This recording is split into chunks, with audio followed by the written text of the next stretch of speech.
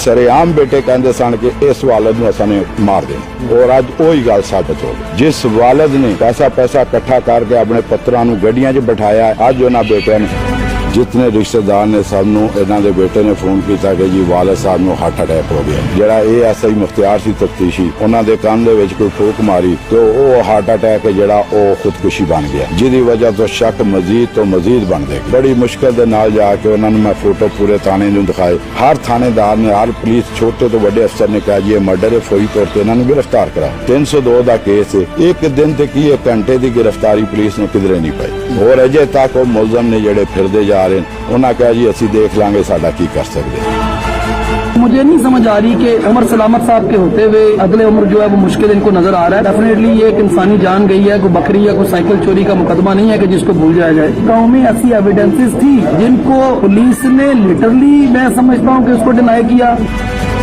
नाज़रीन, ओवरसीज पाकिस्तानी कोटली कोहाला के रिहायशी हाजी तारिक जावेद साहब इस वक्त मेरे साथ मौजूद हैं। आज से 3-3.5 माह कबल इनके भाई की पुरस्कार तौर पर हलाकत हो गई। मकतूल के अहले खाना ने गाँव में ये अफवाह फैला दी कि मकतूल हार्ट अटैक की वजह से वफात पा गया है।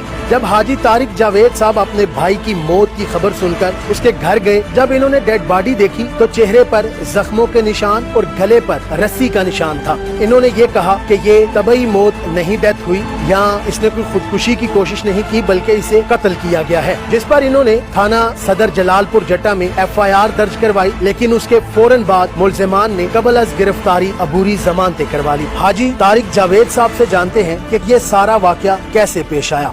फजर की नमाज पढ़ के आए तो पता चलिया जी शोर बन गया थे कि जी हाजी खालिद जवेद साहब नूं हार्ट अटैक होया, जिसकी वजह तो मस्जिद भी ऐलान किया गया। जितने रिश्तेदार ने सब नूं इन्हां दे बेटे ने फोन किया कि जी वालद साहब नूं हार्ट अटैक हो गया। वो जिस टाइम गुसल देने लगे तो मैं जाके देखा उन्हां दे गले दे उत्ते निशान, नक दी हड्डी टुटी हुई सी, इस जगह ते जख्म दा निशान सी जी। तशद्दद भी किया गया। फोटोग्राफ ही तुहानूं देने आ सी। मैं उन्हां नूं बुलाया, फोटो मैं थोड़े मोबाइल दे विच खिच लिते। मैं कहा भाई की माजरा है? उन्होंने कहा जी माजरा कोई भी नहीं, तुसी ये फोटो डिलीट करो क्योंकि मीडिया आजकल बहुत तेज है और सानू इस चीज का अपना लिख के दिओ कि तुसी साडे ते कोई एक्शन नहीं लोगे। मैं कहनी मैनू हकीकत दसो ना कि ये हकीकत यही है कि इन्हें खुदकुशी की।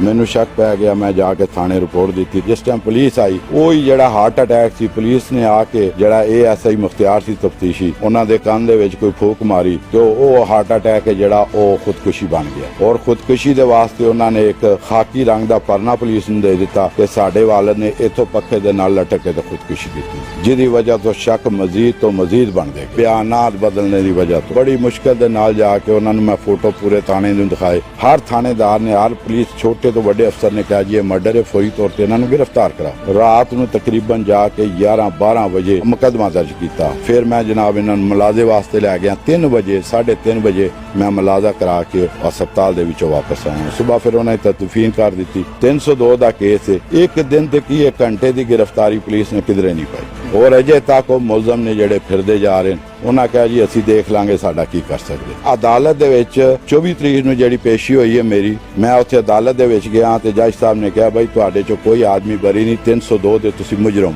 इन्हां दियां औरतां ने, इन्हां दा दामाद एक वकास, वो इन्हां दे नाल सी। इन्हां ने अदालत दे अंदर जज दे सामने भी मैनूं गालां कढियां ने, बाहर बरांडे च निकल के भी गालां कढियां, जिहदे वकील भी गवाह ने। उत्थे 1-2 ते वकील नहीं, हज़ारां वकील ने। फिर जिस टाइम रोड से निकलिया इन्हां उत्थे भी मैनूं गाली गलोच की, लेकिन असी चुप करके देख रहे हैं की हो रहा है। फिर कल मैनू पता लगे RPO साहब आ रहे ने दोता नगर, फिर मैं उत्थे तक रसाई की है। उन्होंने कहा जी DPO साहब, मैं जी DPO साहब तुहाडे सामने बैठे ने, इन्हां कोल पुछो। मैं कोई 20 बार इन्हां दे कोल गया, तफ्तीश तब्दील कराने तक भी मैं इन्हां कहा, मैं सारा कुछ इन्हां दे सामने। मैं कहा जी DPO साहब तुहाडे कोल ने, वो फिर उन्होंने आपस में कोई डिस्कस की है। उन्होंने कहा जी तुहाडी तफ्तीश चेंज करने हैं, इंक्वायरी दोबारा नवे सिरे तो होएगी। मैं आप किसी भी गली में जाए, मैं आपके साथ नहीं जाऊंगा। आप पूछे ये क्या हुआ है। जो नया SHO साहब आए हैं वो जुम्मा पढ़ा उन्होंने यहाँ पर मस्जिद में और उन्होंने ऐलान किया भाई कोई मुश्किल हो तो हमें बताएं।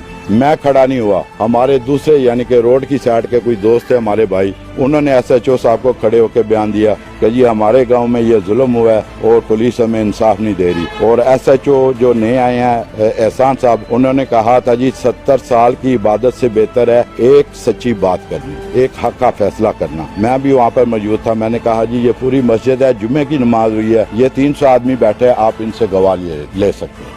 और ये बात उनके सामने आप एक एक गली औरत बच्चे जिससे मर्जी पूछें, ठीक है। रेडी वालों से। ठीक है हाजी साहब, कत्ल दी वजह की बनी, क्यों? वजह ये बनी है जनाब, मेरे भाई ने 2 शादियां कीतियां सन कि हर चीज जड़ी उन्हें बेटियां दे नां कर दी, 2 गड्डियां भी, कारां भी और मोटरसाइकिल भी। वो अपनी दूसरी वाइफ ਨੂੰ ਇੱਥੇ ਲਿਆਣਾ ਚਾਹੁੰਦਾ ਸੀ ਕਿ ਭਾਈ ਮੇਰੇ ਕੋਲ ਕੰਮ ਨਹੀਂ ਹੁੰਦਾ, ਮੇਰੇ ਬੱਚੇ ਚੁੱਲੇ ਇੱਥੇ ਰਹਿਣਗੇ, ਮੈਂ ਮਿਹਨਤ ਮਜ਼ਦੂਰੀ ਕਰਾਂਗਾ। ਜਿਸ ਵਾਲਦ ਨੇ ਪੈਸਾ ਇਕੱਠਾ ਕਰਕੇ ਆਪਣੇ ਪੁੱਤਰਾਂ ਨੂੰ ਗੱਡੀਆਂ 'ਚ ਬਿਠਾਇਆ, ਇੰਗਲੈਂਡ ਪਹੁੰਚਾ ਦਿੱਤਾ, ਸਾਊਥ ਅਫਰੀਕਾ ਪਹੁੰਚਾ ਦਿੱਤਾ, ਅੱਜ ਉਹਨਾਂ ਬੇਟਿਆਂ ਨੇ ਇਸ ਪਿੰਡ ਦੇ ਵਿੱਚ ਹਰ ਬੰਦਾ ਤੁਹਾਨੂੰ ਦੱਸੇਗਾ ਕਿ ਜਦੋਂ ਵੀ ਇਹਨਾਂ ਦਾ ਝਗੜਾ ਹੁੰਦਾ ਸੀ ਪੰਚਾਇਤ ਦੇ ਵਿੱਚ ਕੀ ਗੱਲਾਂ ਹੁੰਦੀਆਂ ਸਨ, ਸਰੇਆਮ ਬੇਟੇ ਕਹਿੰਦੇ ਸਨ ਕਿ ਇਸ ਵਾਲਦ ਨੂੰ ਅਸਾਂ ਨੇ ਮਾਰ ਦੇਣਾ। और आज वही गल साबित हो। इन्हों के बेटे ने एक अदनान, एक जिशान, एक फिजान, एक मुन्ना। इत्थे इस टाइम अदनान ते जिशान 2 बेटे ने। वो इन्हों की वालदा है, अदनान की बेगम है, जिशान की बेगम है। और बाद दे विच सानू ये भी पता चलिया इन्हों का एक दमाद है वकास, वो भी सुबह 3:30 बजे इत्थों निकल के गया। तो फिर सुबह जिस टाइम सूरज निकलिया लोग आए ने, फिर वो भी आए। नामजद अदनान है, जिशान है, 3 औरतां ने, 5 बंदे मुकदमे। मतलब ये कैसी खुदकुशी है कि खुदकुशी कर ली, ना पंखे का पट टेढ़ा हुआ, ना पंखा टूटा और ना ही किसी एविडेंस। तो फिर गांव में ऐसी एविडेंसेस थी जिनको पुलिस ने लिटरली, मैं समझता हूँ कि उसको डिनाई किया। एक बंदा जाके आपकी गवाही दे रहा है कि मैंने इसके साथ इस मैयत को छत से नीचे उतारा है, तो मेरा ख्याल है इससे बड़ी एविडेंस और कोई नहीं हो सकती। और फिर अहले इलाका इस बात के गवाह है, सारा गाँव गवाह है इस बात का कि आप 1 बजे तक तो आप ये बता रहे हैं कि इसकी कार्डियक अरेस्ट से, हार्ट अटैक से इसकी डेथ हो गई। जब गुस्ल देते हुए मुतवफ़ी या मकतूल के भाई ने जब वो निशान देखा, जब वो तस्वीर वायरल हुई, तो फिर एक नया मौक़िफ़ सामने आ गया।